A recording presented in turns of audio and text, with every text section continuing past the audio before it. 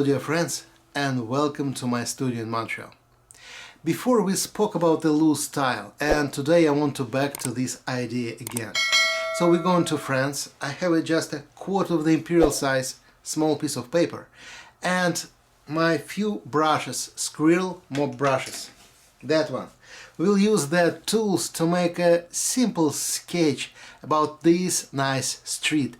Very sunny day. There is nothing interesting subjects here, there is no church or something, and the silhouette is pretty simple, but we have a good light and I will show you how to use the loose style to produce this photo on the artwork. So we turn on music and we will start. Let's go. By the way, what is really cool when you starting to use the loose style, you can make a sketch by pencil with all your freedom because it doesn't matter. All your lines will be invisible.